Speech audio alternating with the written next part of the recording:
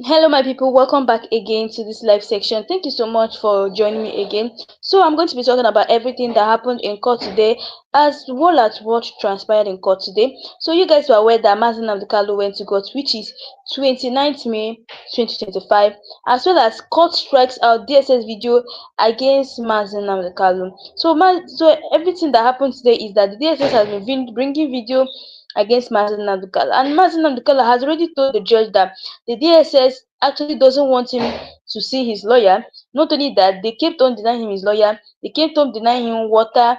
They went as far as saying some things about Mazi Nnamdi Kanu. So today, the court today was in favor of Mazi Nnamdi Kanu, as the judge ruled out the trial within trial today. So guys, looking at what really happened there, it says that, like, for me, I just feel that we should just be hoping and seeing how everything is going to turn out after this case, because looking at it, the lawyer is already in favor of Mazi Nnamdi Kanu, and many people have still having hope that he is going to be released very soon.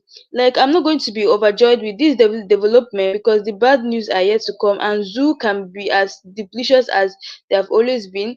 I'm trying to say that for the judge to take more than 2 hours to finalize his judgment on the trial within trial leaves a trail to the suspicion of being called by the government not to jeopardize the case going forward. So this favorable ruling, though expected by many given the evidence obtained from the video interview, should not get us carried away.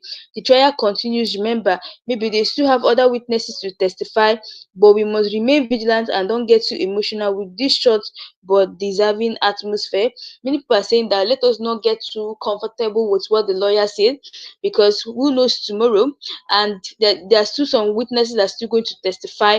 So let us not get too comfortable. This may actually be a plan for us to be carried away, but will not be carried away, because we are still trying to understand why it took the judge 2 hours to finalize Mazi Nnamdi Kanu's judgment on this trial within trial. So I think we should not be so comfortable yet until the thing is done and he is being released. That's when we will now know that, okay, Mazi Nnamdi Kanu's court case has come to an end. So since the ruling, no updates yet, and we hope that the judge hasn't been suspended or fired by the presidency. So guys, they later had to say that they had to adjourn Mazi Nnamdi Kanu's court case to 13th, 16th, 18th, and 19th of June 2025. That is when he's going to be in court again. And now the question is that you guys are aware that the court strikes out DSS video evidence. The DSS witness said that they had evidence against Mazi Nnamdi Kanu, because Mazi Nnamdi Kanu was saying that the DSS witness don't used to allow him to see his lawyers or to do anything. So the DSS evidence said that Mazi Nnamdi Kanu was lying, that they have proof. And this was when the judge now said, okay, let them play the video so that they can see. But after the judge finished looking at the video, he was now like saying that Mazi Nnamdi Kanu is saying the truth and the DSS witness are lying. And many Nigerians are now asking, what particular law are they going to give for a false witness? Which particular law says that a false witness must go to jail?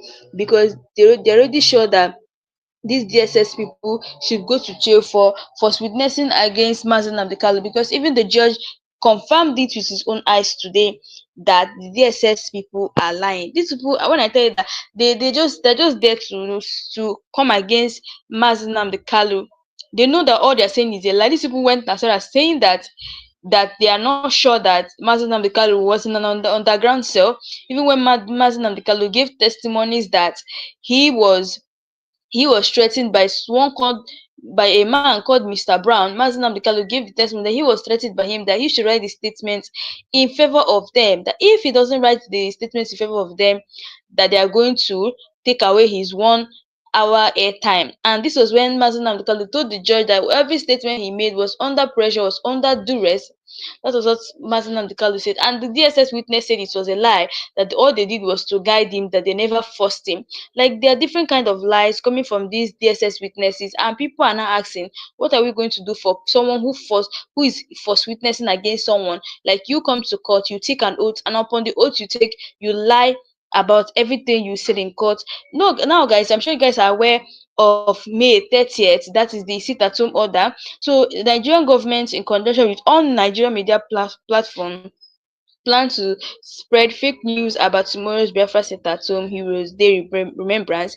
In a recent intelligence report reaching family desk writers desk, it has been revealed that the Nigerian government, through the instrumentality of News Agency Nigeria and in collaboration with all media platforms, both print, online and TV stations in Nigeria, are set to publish false reports about tomorrow's 30th May, that's Biafran heroes and heroines remembrance that sit at home in Biafra land. According to the intelligence report, the Nigerian government aims to use fake reports of non-compliance to the sit at home order to sway public perception tomorrow. Therefore, international alert Biafra have alerted Biafra to stand guide and counter every false news the Nigerian media will spread tomorrow. Therefore, come what may, we urge Biafrans to flood the internet with videos and pictures of situation reports to the compliance of the sit at home from their locations, because we've heard so many cases of this sit at home that is going to happen tomorrow, because of the Biafran people. For us to be able to remember our heroines that lost their life during the war. Many people have been spreading false news, especially this intelligence report. They are trying to they are able to reveal that the Nigerian government wants to use them and other media platform in order to publish false reports about 30th May Biafran heroes.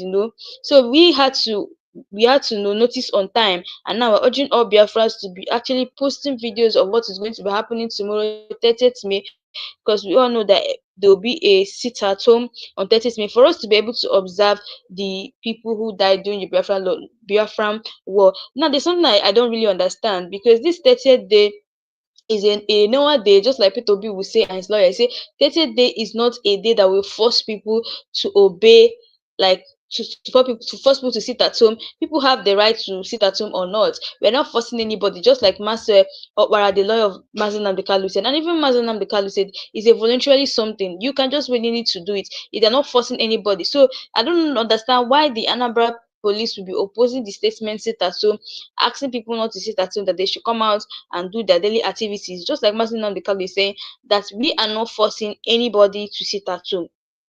And so, guys, if I tell you guys, like, let me just go up, let's just talk about everything that happened in court today when Mazi Nnamdi Kanu was in. You guys know he was in court today. So this was like everything that happened in court today. This is the summary of what really happened. So, guys, if you take a look at what happened in court today, Miliki Mazi Nnamdi Kanu arrived court. That was when they now started talking about how it's going to be. So they started by they first of all they went on and under a 1 hour recession to resume shortly.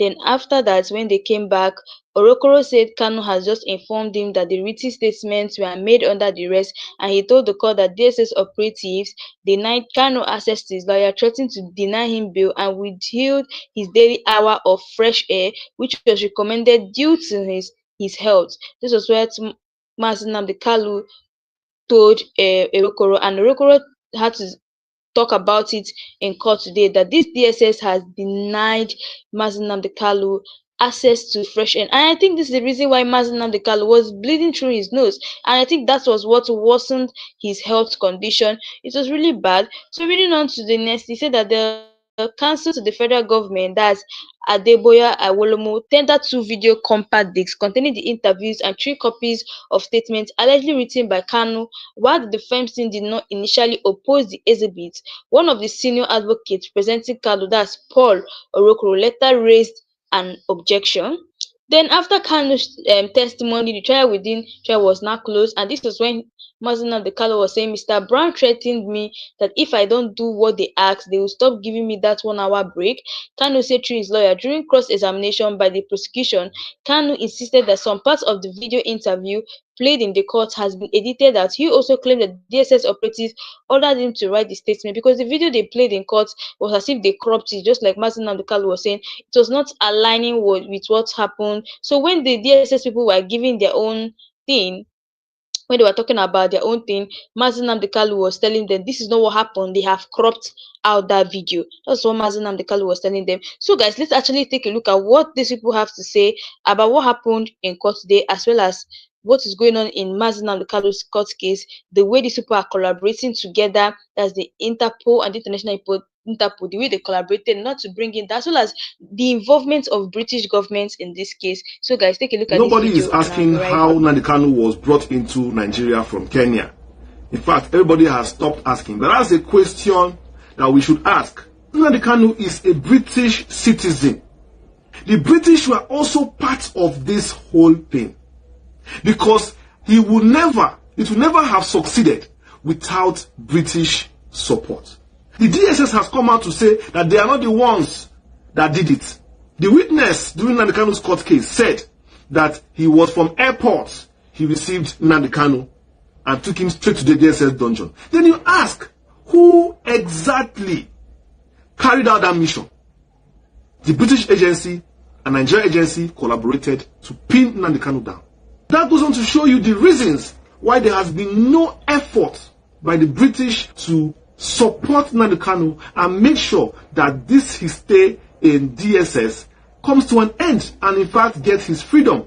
I'm saying this because the British have a mandate to protect their citizens who are facing trials in foreign countries.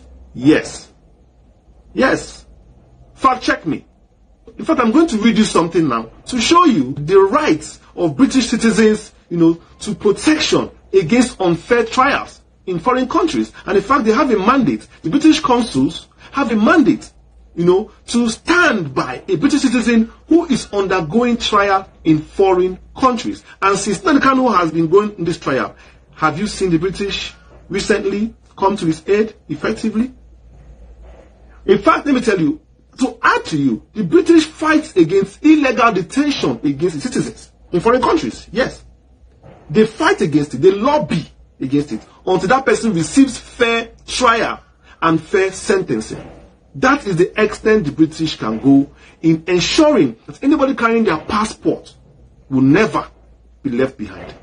Let me read you briefly on the role of the British, of the UK, in defense of their citizens around the world.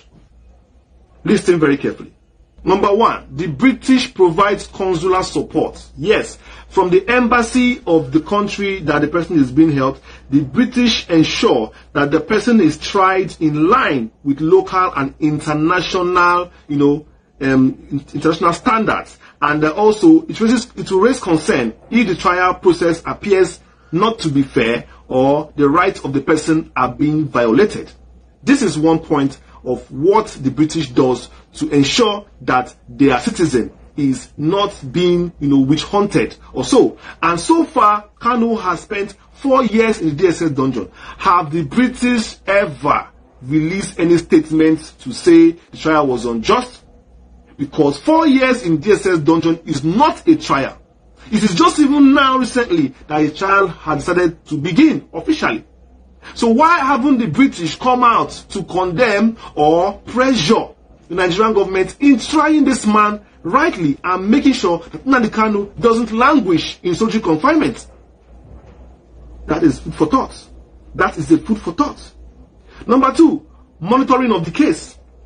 British consular officials may attend trials as observers. They can advocate for fair treatment, but cannot get somebody actually out of jail or demand the case to be dropped. Just like you said, they are supposed to be there during his trial in consular services. British embassies in Abuja, just close by. How many white men did you see in the court for the past few days? How many Oyibo did you see in court? So supporting Nnamdi Kanu all this while, standing by their citizen. How many white men do you see? Nobody. They've abandoned this man because they are the ones that put him there. They are the ones that went to Kenya. They are the ones that played the major role in making sure that they assist in catching this man for the government. See, let me tell you something like that. Clear conscience fears no accusation. It is their conscience that is worrying them.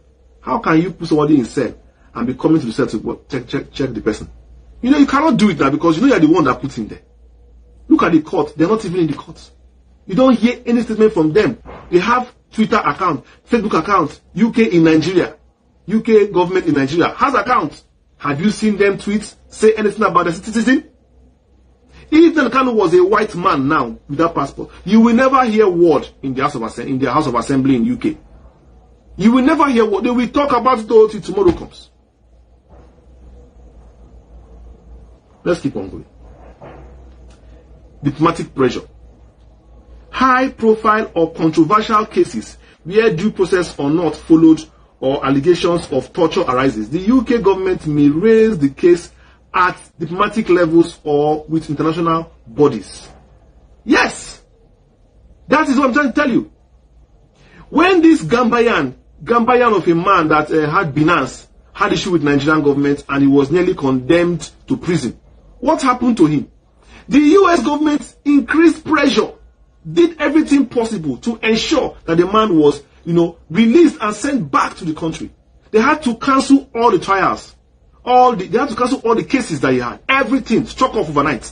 Just because they had negotiated it and it has been accepted, and now he has been released.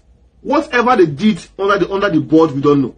But the countries agreed that this man should be released. And Nigerian government released him. What stopped UK government from going that same way to apply pressure to ensure that this man is also released? What stopped the UK government from doing this same thing? What?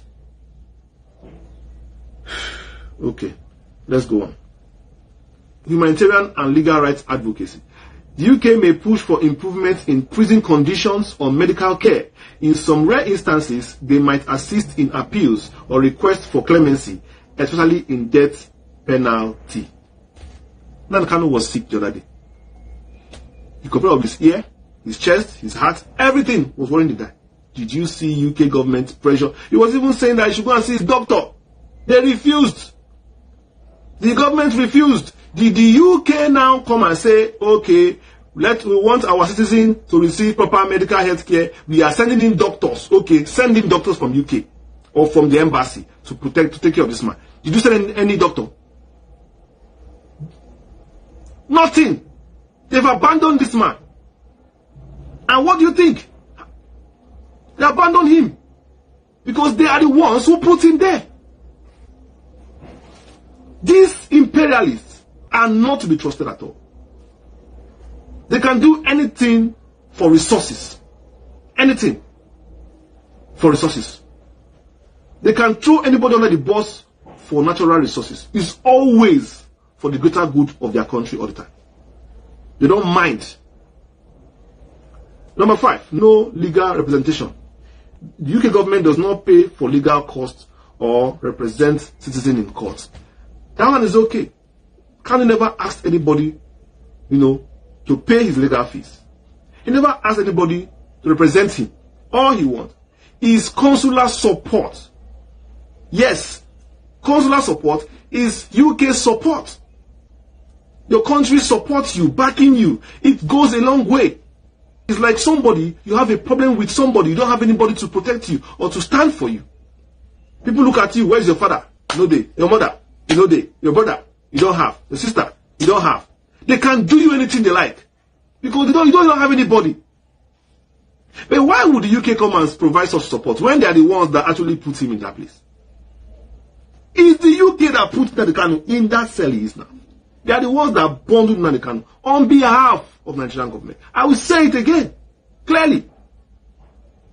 I will say it again because even recently, like I said, the DSA said they are not the ones that arrested Nnamdi Kanu. Until today, no other security agency has come out to claim that they are the ones that rendition Nnamdi Kanu, leaving us with two options: the Kenyan government itself or the UK security M13. Yes. Security agents of the UK, the CIA of the UK. Among the two, who do you think? And even the Kenyan government has come out to say that they did not do it, leaving us now with only one option. The UK. They are the ones that use their agents on behalf of Nigeria to abduct this man and send him back to Nigeria. Dumped him there. Never even came out to represent him because they are the ones that put him there. Did not show any body language matters in life. See, I want to advise all of you watching this video. Watch out for body language. People. So, guys, you guys listen to what is happening here, how the British government participated in the adoption and the kidnapping of Mazin Nnamdi Kalu. Because many Nigerians were asking, how was it possible that they brought Mazin Nnamdi Kalu to Nigeria if the DSS were already saying that they were not the ones? So, who actually collaborated with them in order to bring Mazin Nnamdi Kalu to Nigeria? Because definitely, we just found out that it was the British government who collaborated with these people, because the Kenya government are already saying that they don't know anything about Mazin Nnamdi Kalu's adoption. Then it came to our mind that it's going to be the British government that actually connived with them. So, guys, and also in court today, as we were waiting upon the court to resume, here are some important points to note from yesterday's trial within a trial. They are relevant to today's ruling on the admissibility of Mazin Nnamdi Kalu's statement. During yesterday's trial within the trial, the following points were noted: that the DSS witness denied placing Mazin Nnamdi Kalu in a dungeon, denied that one Mr. Brown threatened Mazin Nnamdi Kalu while making statements in 2015. Now, on today's statements from the witness said that Mazin Nnamdi Kalu, they never threatened Mazin Nnamdi Kalu, and they never told him that if he doesn't, they did not force him to make any statement, which the lawyer said, okay, he's going to watch the video. And immediately the lawyer watched the video, he found out that what the witness was saying was a lie. And today's court case favored Mazin Nnamdi Kalu. So yesterday it was established that the statements were obtained from Mazin Nnamdi Kalu without his lawyers, even when he requested for his lawyers. Like, according to what Mazin Nnamdi Kalu was saying he requested for his lawyers, but he couldn't get access to them, which is even an offense. Number one, and this was what Mazin Nnamdi Kalu was telling the judge. And now the question is, like, what did Nigerian law says about extracting a statement from a suspect without his or her lawyer? What the law says about that? Because that is what we should be asking. Anything we do in this Nigeria, we should be following the constitution, what the law says. The DSS witnesses, number one, has done many things now. The first one is that they denied the fact that Mazin Nnamdi Kalu was in an underground cell. Number one offense, which is false witness. They went as far as denying him his lawyer, and now many Nigerians are saying, what did Nigerian law say about extracting a statement from a suspect without his or her lawyer? That was what they were asking. Now, this to show you that we have a lawless DSS, we have a lawless state security service. These people are just working for the federal government. They're just used as agents, these people are just agents working for the federal government. And the worst part of it is that I keep asking myself, how much did they pay them to do a false witness against this man, against an innocent man like Mazin Nnamdi Kalu? Like, how much were they even paid? So, guys, after the court has connect following a 1 hour recess, because they actually went for a recess, then parties are back in the reception and proceedings have resumed as Justice Omotosho set to give order of his ruling of the trial within trial. Because after some, we were actually waiting for the judge to come and give his trial, because everybody was waiting for him, because he was watching the video, because he said he needed to watch the video so he will see if what Mazin Nnamdi Kalu said is true. Because Mazin Nnamdi Kalu said that they threatened him and they forcefully made him to make sure that he signed the statement, and also that they refused him his lawyers. So he wanted to watch the video to confirm if what Mazin Nnamdi Kalu is saying. So after some time, they went for a break, and we are waiting for Justice James Omotosho to come in and conclude the trial within trial. Because the basic reason for this trial within trial is that we found out that the DSS people were giving their own point and statements, and Mazin Nnamdi Kalu was also giving his own points and also statements. So it was not actually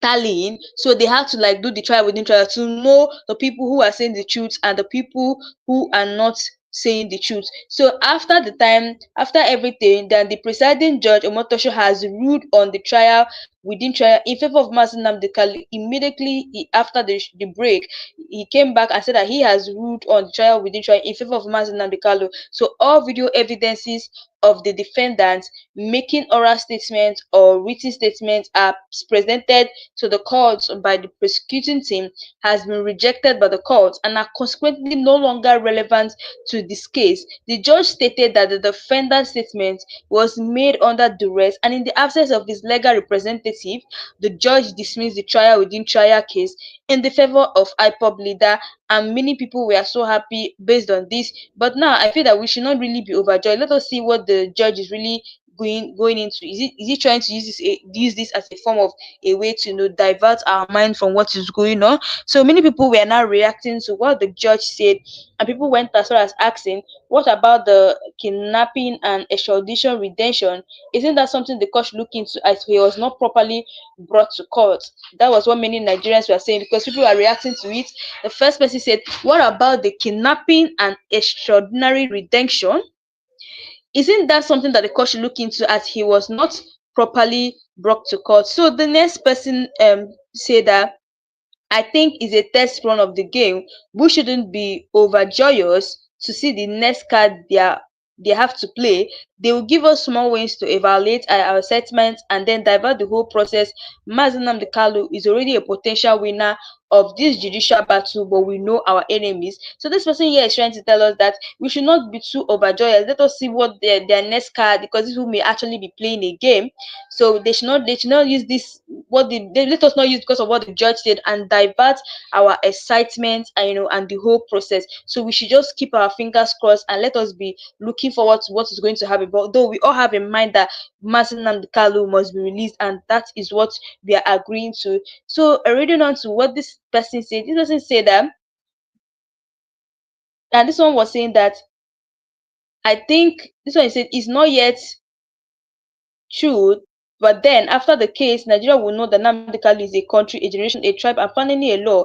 And this person said that it's not yet true, but by the time that they are done with this case, the whole Nigeria will know that Mazi Nnamdi Kanu is a country on his own, a generation, a tribe, and finally a law. Just like I told you guys, that Mazi Nnamdi Kanu is a nation on his own. You cannot just touch a nation and you expect people not to talk. Definitely people will react, and I think that's the reason why they're still keeping him there, because they know that once they touch that man, or if they try to do anything, there's going to be a breakout of war in Nigeria. Many people are saying that, why don't they transfer Mazi Nnamdi Kanu from the DSS dungeon to another place that they don't trust the DSS? The DSS may even try to poison him, and many Nigerians are saying that if Mazi Nnamdi Kanu can be in the DSS custody for 6 years, then you just know that nothing is going to go wrong.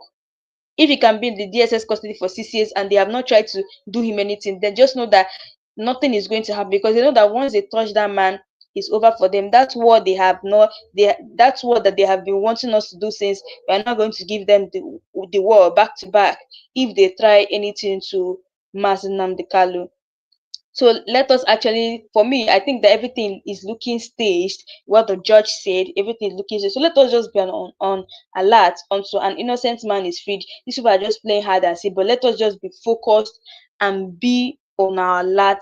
So they had to say that his court case was adjourned after they finished watching the video. That the judge finished watching the video, he said that Mazi Nnamdi Kanu's court case will be adjourned. Now they went as far as, also, if you guys remember the time that they played his broadcast in 2007 in London, where Mazi Nnamdi Kanu was seen talking about Boko Haram. Mazi Nnamdi Kanu told them that, I am the one that began the rally of Boko Haram in 2007 because I wanted the insecurity, especially this Boko Haram, to end. Mazi Nnamdi Kanu said this. So guys, take a look of this, his old broadcast where he said it, and I'll be right back so that we'll actually talk about what is really going on. My name is Nnamdi Kanu. The reason why we're here today is to protest the killing of innocent women and children and men all over Nigeria, especially in the northern part of Nigeria.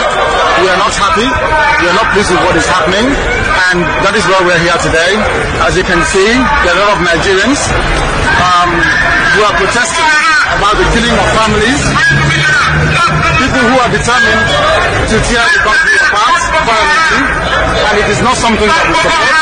It is not something that we would like to see continue, and we are here today to send a clear message to the Nigerian government through the High Commissioner that what is happening in the country is unacceptable and we cannot accept it. If that continues, it will lead to the violent situation of the country. There will be no more Nigeria for anyone to go to. There will be no Nigeria for anyone to refer to. In fact, what is happening in Somalia today will be like a tea party. So we cannot allow this nonsense to continue.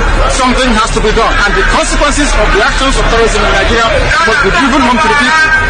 so that even the terrorists themselves will be able to understand that there is no mandate in that government. The only thing they can accomplish is the breakup of Nigeria. If they think that they can power people, if they think they can force people to be coerced into a religion which is not theirs, then they are clearly mistaken. We are asking for peace, we are asking for people to get together, we are asking for everybody who loves Nigeria, who is associated with that country, to please prevail upon terrorism in Nigeria so we can bring it to an end. That is why a multitude of Nigerians are gathered here today. Those of us in the UK are determined to work with the government for peace. We are determined to work with the Council Committee for peace. The one thing we cannot stomach is a repeat of 1966. What is happening today in Nigeria was the reason why Nigeria fought a bitter civil war for 3 years between 1967 and 1970. If this continues, there will be another civil war in Nigeria. And this time around, no place will be safe in Nigeria. This time around, nobody will be safe in Nigeria. So it is imperative that everybody who has the interest of the country at heart acts now and immediately to stop this nonsense from continuing. When Buhari started this his agenda, NNAMDI KANU was the first person that pointed it out. He was the first person that told Nigerians, had alerted Nigerians to what is coming. Nobody believed him until eventually Buhari now exposed himself. And you started seeing Nigerians now providing their own security. From Amateku to Ebubago that never was in Imo State and all the rest of them. It was under Buhari's word that you saw all these terrorists. NNAMDI KANU alerted us. Go and check. It was this revelation that angered Buhari. That was why he started his ESN in the Southeast to protect the Igbos. So it was not easy because the first place of call would have been in the Southeast. That Buhari felt that we are too stubborn, that he's going to deal with us another. NNAMDI KANU took preemptive steps to protect the Igbos in the Southeast. So this thing angered Buhari because they were not easy to penetrate as they planned. That was why they put him in Kula and they used Ozadema. Ask yourself, what is that thing that is so special in him? But evil will come back to haunt you. All of you never knew that IPOB and this Biafra movement was for your liberation. Some of you saw maybe the oil and gas from Biafra land. If they go now, we won't have access to oil and gas. In the process of having your eyes fixated on oil and gas, your forest is gone. Do you understand it? There is nothing more precious in life than freedom. Freedom is very important. And I need you to understand this very morning. Every Yoruba person supporting Fulani, you are setting up yourself to become like the Hausa people. Remember when Hausa was supporting Fulani? We are Hausa Fulani, we are Hausa Fulani. Where are the Hausa people today? I ask you. Where are those Hausa people today? Do you see them anymore? They're saying we are Hausa Fulani, we are Hausa Fulani. Do you see them again today? Do you see them? I'm asking you. No, because Fulani have completely overwhelmed them. It's called emasculation. Completely emasculated them. Look at what they're doing in the East. In the East, they come to the East, they will tell you, oh, you want to be the president or vice? Yeah. They say, give us land for Ruga. They give them land. As Oju Zokadu did that Lord Banta. They have taken it over in forever and ever. Give us land in your state. Hope of them prove to us that you are our stooge. Give us land in Olo. Hope of them will give them land in Olo. We can go and kill people in Obibo. We can kill for them. How many Fulani governors are prepared to kill bandits? I didn't say normal people. I'm talking about armed, dangerous bandits. How many Fulani governors? Go and read your newspapers, you will see it there. Fulani governors are negotiating with them, giving them arms, giving them vehicles, making sure that their life is no longer a misery. But see, they come down to the south. They tell you, give us land for Ruga. Go and kill your people to prove to us that you're one Nigerian. That was why Obioso was talking rubbish. Was yesterday or 2 days ago. Supported by the BBC. The problem you people have in Nigeria is this. Your journalists, you see people, Punch newspaper, Tribune, Vanguard, and Nation, they are your second worst enemies. I'm telling you the truth. They can never ever be objective in their reportage. Never ever. That's why all of you are suffering. But you don't know it. They were the same people used to scuttle the NSAS protest. Of course, some of you went about looking for Indomie in warehouses. Typical black people. Any revolution that is coming now, you must stand very firm. They'll say, oh, you're Igbo. Oh, you're Yoruba. Oh, you're from Urobo. Don't join them. It's our turn in 2023. If you do this, you will scuttle our chances of becoming the president in 2023. Ask yourself, all of them that have been president from time immemorial, what benefit has it brought to you as a human being? Absolutely nothing. So you have nothing to lose. Absolutely nothing to lose. You look at them now, how they have now descended on Yoruba people, asking them to concede, give us your forest, we must graze, we must do this, we must do that. And slowly before your eyes, they are giving in, they are capitulating, they are allowing them to get, if you don't give it to us, Tinubu will not be president in 2023. Tinubu won't be the president. That's what I'm saying to you. And foolishly you will agree and hand over your land to them. And once they take your land over from you, look at Hausa. Because there is a saying where we come from. If you want to know what your life is going to become in the future, look at Hausa people. If you want to understand or appreciate, I will say, the life that you are about to bequeath to your children and grandchildren, look at Hausa people. Is there any Hausa governor today? Is there any Hausa emir? Is there land though? Katsina is Hausa land. KANU is Hausa land. Sokoto is Hausa land. The Hausa people own it, indigenous to those areas. I'm asking you this question. Is there any Hausa man who's an emir in the north? The answer is no. Something's going to happen to you. If you don't rise up now to break, I'm not even asking people to break this rule. Demand for what rightfully belongs to you, your freedom. The freedom to decide. The freedom to write a constitution if you prefer. The freedom to live with whoever you want to live with. That is what we are asking for.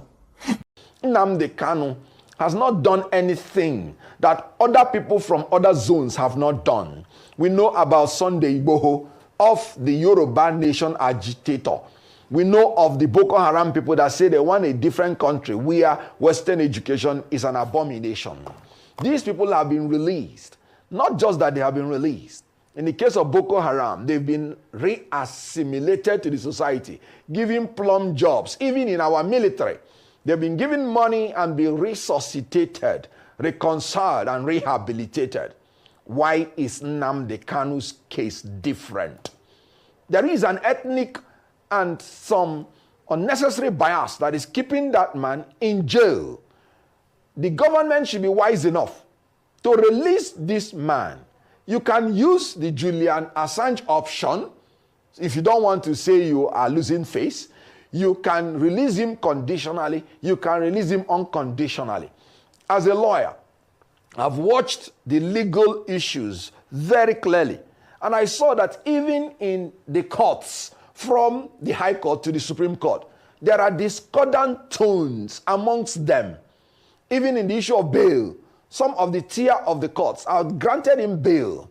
Even in the issue of the charges, some tier of the court had quashed all the charges. So you can see that the government has a lot of places it can stand to release the young man and bring peace to the southeast. He is now more like a political prisoner. I tell you something, the longer NNAMDI KANU is in prison, the taller he becomes and the shorter the government becomes. They should take the intelligent way out of this and release him like they did to other people. Rehabilitate him and reconcile him as they are reconciling Southeast completely to the nation. Fulani can control you however they like. Once they announce it, Yoruba newspapers very foolishly and stupidly will support them because they want Tinubu as the president. And you are all dying every blessed day. You are all dying every day. Had you people risen up to say that what is happening in Nigeria is bad, there is no way that Fashoranti's daughter will not be alive today. That is the price you pay for duplicity. That is the price you pay for treachery. That is the price you will continue to pay until you rise up and say, enough is enough. It is up to you to do it. You did it during NSAS. You can do it again. Can you imagine Fulani people telling you, if you remove Fulanis from Yoruba forest, imagine Fulani telling you, if you remove them from your ancestral lands, there will be war. And you are panicking. And you have not asked yourself, why are they not saying something about the East? Why did they not say to Eastern Security Network? Why did they not say to me, if you don't stop evacuating Fulani terrorists from the forest, there will be war? Because they know They understand psychologically that you don't have what it takes to resist them. Do you know why Borno State is still alive? Why you still have the Kanuri people in Borno today? Was because they resisted the Fulani centuries ago. You have to go back to history to understand how Nigeria came into existence. Fulani has been expanding from day one, from Senegambia. All the way from Senegambia, they've been expanding, and now they are in Okigwe. All the way from Senegambia. They are now in Okigwe. And you're asking us to somehow fold our hands and keep quiet because of 2023, because one idiot is going to come out to become a president, because of that rubbish, because of that nonsensical notion, we should fold our hands and wait until we are overrun by the Janjaweed from the Sahel. Is that how reasonable people think? Is that how people that wish to survive as a race, is that how they reason? It is very, very shocking that some of you do not understand what the Fulanis have in store for you. Very, very soon it is going to happen. And when it happens, your eyes will clear. And about whom you will see it very clearly. I was warning you. In 2014, 2015, 2016, they said he's a warmonger. He's a warmongering. I went to America and I told World Igbo Congress that this war you are avoiding is going to come to your villages. They said, no, it's not going to happen. What is happening today? When Yoruba was supporting the dead idiot called Buhari, did I not warn them that this evil you're supporting will consume you? They never listened. They never wanted to listen. IPOB is a terrorist group. You're trying to divide Nigeria. But Mietiala is not. People that you are calling bandits, have you heard anybody come out to say, please Buhari, since presidency is there defending terrorists in the forest, why don't you proscribe them? No, you cannot proscribe a Fulani group. Never. And all of you, we are supporting evil. When there is the proscribed IPOB, proscribed indigenous people of Biafra. These are Yoruba journalists writing junk. Every day they keep writing rubbish. But their land is under siege. Their land is under siege. And the Fulani will take it. It doesn't take time. So I am here today to encourage them that they must stand tall and be very strong, resolute. That is what Fulani does. They control the media. They have well-paid consultants all over the world doing their bidding for them. They have that woman at UN trying to lobby the world that everything is okay in the zoo called Nigeria. But you and I know that the zoo is not okay. You and I know the game plan of the Fulani. And what are you doing about it?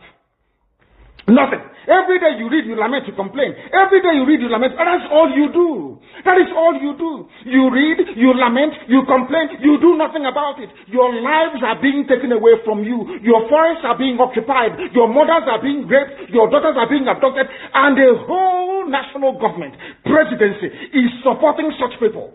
And you're telling me that Nigeria is viably sustainable. Is that what you're telling me? That somehow this contraption is sustainable, it is viable.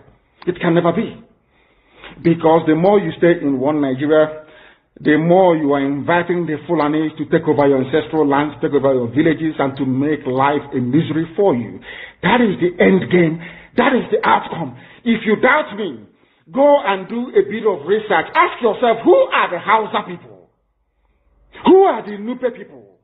Who are the Bachama people? All of these people were steamrolled by the Fulani march to the Atlantic Ocean. And now they're in Yoruba land. They're in their forests. They are in their forests. And who's going to drive them away from there? It's not the Yoruba youths. Forget about your useless governors. Your elders are very strong. I love Yoruba elders. The way they behave, the way they talk. Very, very strong. They said they support Akeredolu. This is the governor of Ondo State. They support him in what he's doing. People must come out to say that enough is enough. When you travel to the north, do you live in the forest in the north? The Igbo people in Sabongeri in KANU. Are they living of course it's Hausa land, are they living in the forest? They came to the town, they worked very hard, they built houses, they built mansions, they developed the entire place. Is that not what they do? What are Fulani people doing in our forest? Nobody can answer that question. They say that they're pastoralists. I want some of you who have had your breakfast this morning, Please go to your fridge or go to where you keep your beverages and you will see pig milk. Pig. Some of us were raised on pig milk. For how many years now? And you keep asking yourself, what is pig milk? Pig milk is the same milk that the cows produce in Holland can be produced in the zoo. Tell me the country in the world aspiring to be a member of the UN Security Council where you move cattle from place to place.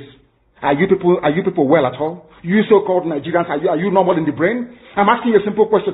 Show me a country that aspires to be in the 21st century moving cattle from place to place. Tell me they are grazing. Which country is that? Please tell me. All of you don't have any shame. When you have people, an entire presidency coming out to defend a very primitive, archaic agricultural practice, then you know you embrace this mess. You are in one almighty trouble, I'm telling you. People are in a mess. The Holland that you get your pig milk from, do they move cattle from Rotterdam to Amsterdam? I'm asking you a simple question. But they produce the pig milk that you're drinking every blessed day. Why can't Fulani produce pig milk in Sokoto? Why can't they produce carnation milk in KANU? They have the cattle. Before the white man came, did you see any Fulani in your forest? All these people talking rubbish about movement of cattle and movement of... I'm asking you, before Britain came and handed over Nigeria to Fulani, ask your grandfathers, please, or your grandmothers. Ask them. All this nonsense we are hearing today in this so-called one, I want to tell you the dangers of one Nigeria. All this nonsense you're hearing today about one Nigeria, Fulani in our forest, Fulani in our village. Before the white man came, did you see Fulani moving their cattle all over the place? Did we not have meat to eat? They will answer these questions for you. Because sometimes in Africa we don't reason very well. The way we reason is disjointed. I can't understand for the life of me why instead of them to waste all that money arming and equipping this Janjaweed army Mihetiala to come and conquer you and I, why don't they open a milk factory somewhere in the north and bring the milk down south? I'm sure southerners will buy it. After all, pig milk comes all the way from Holland. Pig milk all the way from Holland. Now you understand it. Because of the way. Hi, I'm your buddy, Dr. John Isebuhi. I want everyone to listen very well. Without the Igbos, Nigeria is going nowhere. If you have empirical evidence that is stronger or better than what I want to say, please present it. After the Civil War, I learned that each Igbo man was given 20 pounds. Now I want to ask you a question. When you go to Igbo land, is it 20 pounds worth of houses or architectural designs that you see there? So when you are against people, you need to ask yourself a question. Are these the people that can be defeated? Nigeria has set up a system, a systemic that works against tribes that they feel are not big enough, or tribes that can reinvent or bring a level of innovation to the ecosystem of the nation. And one of those tribes is the Igbo tribe. Why is KANU still in jail? Because the system wants him to be in jail. Some people feel this guy, if we leave him, he's going to cost us the free money that we get from the system.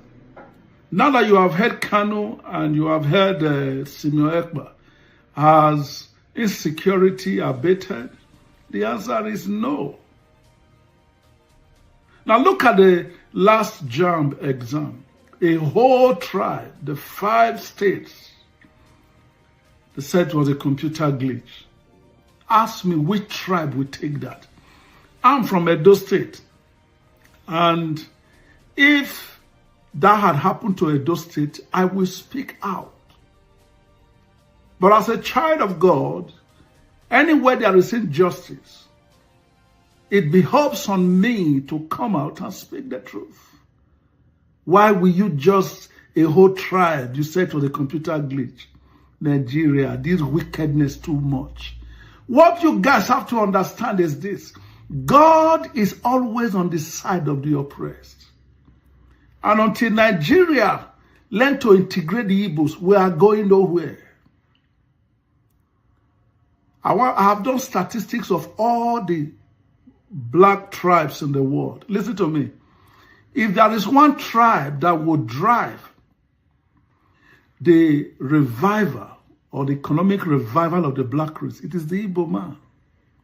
Take them anywhere, they succeed. In the deepest of villages in Nigeria, they succeed.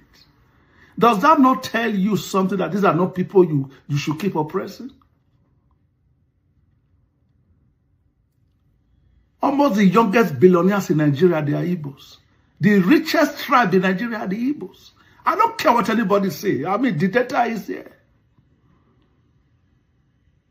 Most of the billionaires in other tribes, they are elders, 60s in their 70s. Look at Igbo, young boys, what they are doing. And we think we can just cut them off. We are making our journey to freedom very difficult. And I want to tell Nigeria, find a way to integrate the Igbos. I know the Igbos, they have their problems because they easily sell themselves. You give any of the money, some of them, they sell their brothers. But let me tell you, Igbos, if you know who you are, you will not bow. There is something unique about you guys. I doff my heart for you guys because what you guys have passed through, you are still thriving. No tribe will pass through. Every tribe in Nigeria fight for positions. But they cut you guys out of political platforms. But yet, you are able to reinvent yourself. If you know who you are, you know that God has given you the scepter to liberate the black man out of the quagmire of economic. Allow me to use my words, please. Yeah, Let no, I'm saying this is a national television. You might be very careful. And there are good people in I am speaking tribe. about national security. Hold on, please. My brother, this is a national security issue. Yes. There is a war on. You want to pretend there's no war. There's a war on.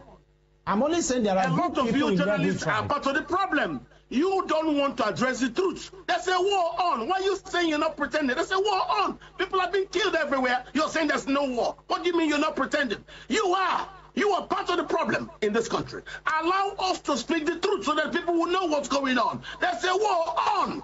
People in the Benue cannot go to farm. People in Plateau cannot stay in their houses. People in Taraba can't. Everywhere there's a war. And you're telling me that we should keep quiet? No, there's a problem. So those who are responsible for the war simply want to turn Nigeria into a settler colonial entity. And that's what's going on. You don't see that. You're seeing the politics. Forget about the politics. There is a real problem in the country. People are not sleeping at night. People, even in daytime, our farmers cannot go to farms. We now have food security problems. Why? The Fulani war across West Africa has finally bettered in Nigeria. And you don't want me to talk about it. Why? Who are you afraid of? Who will hear it and we will die? This is the problem. The country has gone wrong. Because a lot of you keep quiet. I'm aware of this.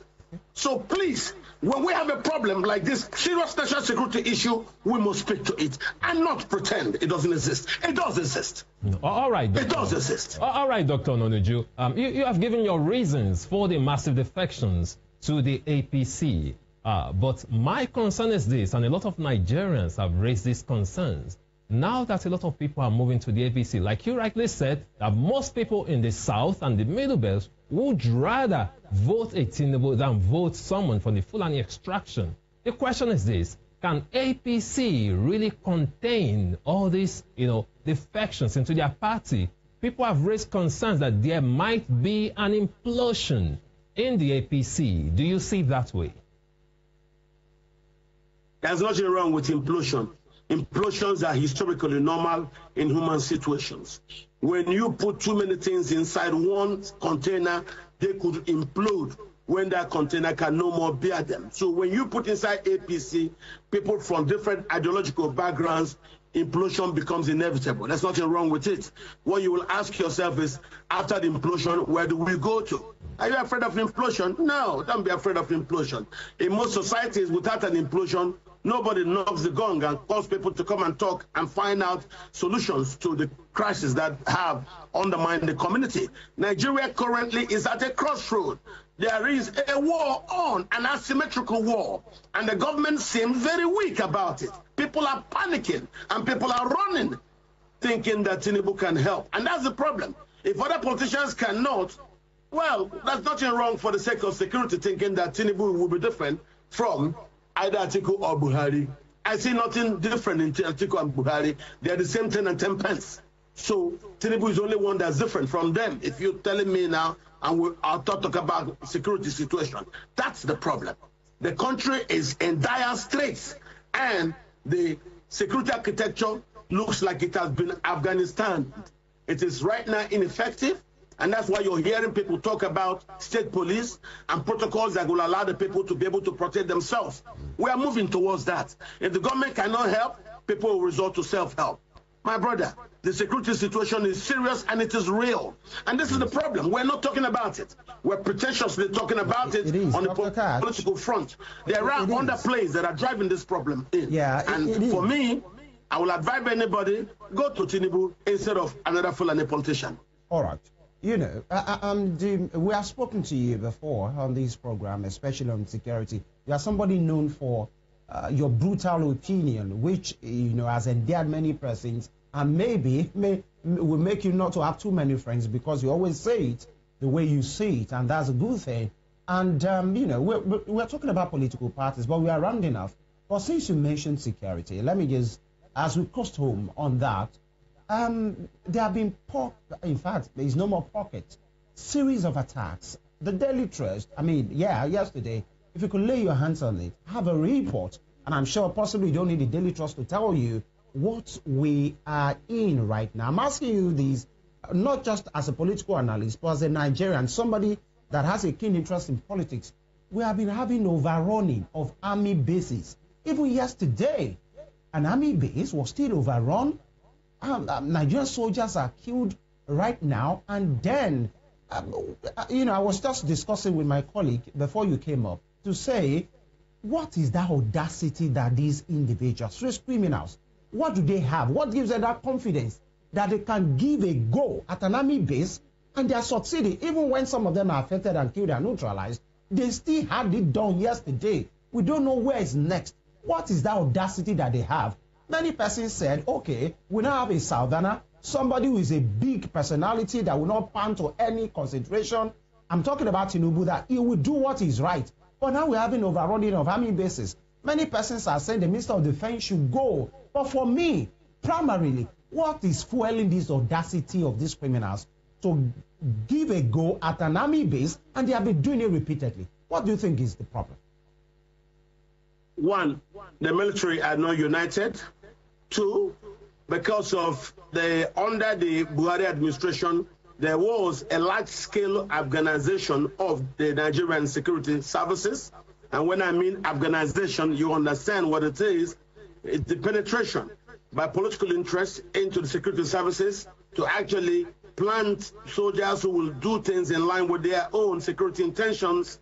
And if they want to take over the country, of course, the easiest way is to put their militias into our army, or rather to have our army give up weapons and give up bases easy to their militias. And that's what's going on. So people are actually, yes, that's why you're seeing some people try to run to Tinubu.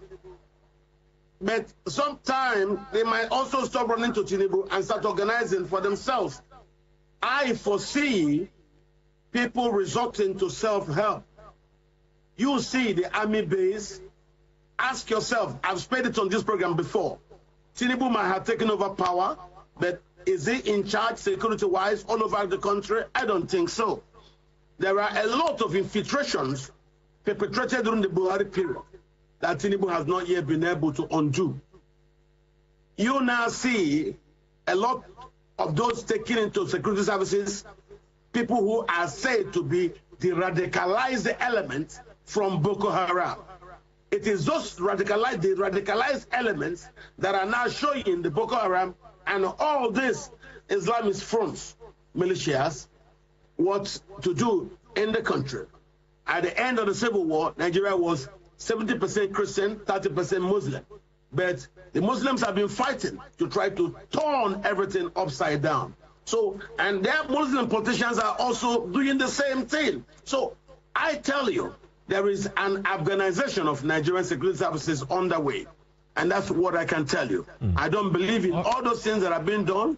If it is here, people agitating for peacefully, agitating for different standards, you will see the army come to the east and start arresting people, start arresting Sunday Igboho.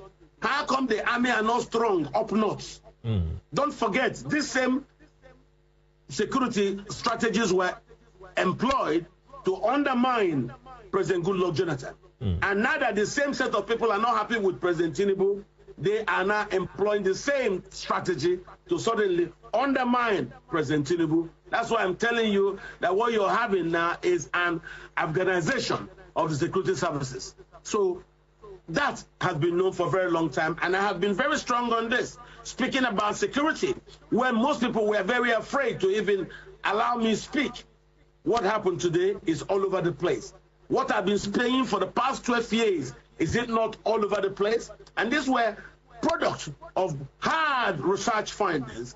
I traveled to Mali, I went to Burkina Faso, I went to Cote d'Ivoire, I went to Ghana, I traveled to Yemen, the homeland of the Fulani, and I found out these problems. I presented it to Nigerians and I told them there is a war on to take land from Nigerians, take the land, take over the land, administer over the land, colonize the people who own the land. And that's what I tell you, it is the new version of settler colonialism taking place in Nigeria. Even helped by Buhari. Topic is concerning Interpol. They are saying they did not participate in the rendition of the detained leader of the indigenous people of Biafra, NNAMDI KANU, from Kenya in 2021.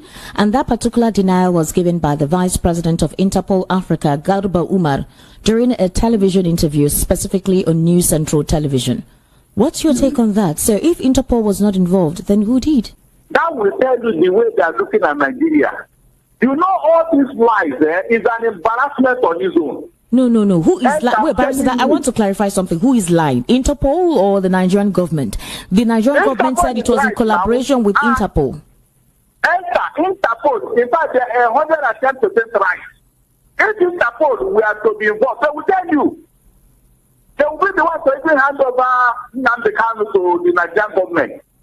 They were never involved. But they wanted you to look as if they carried that system follow due process.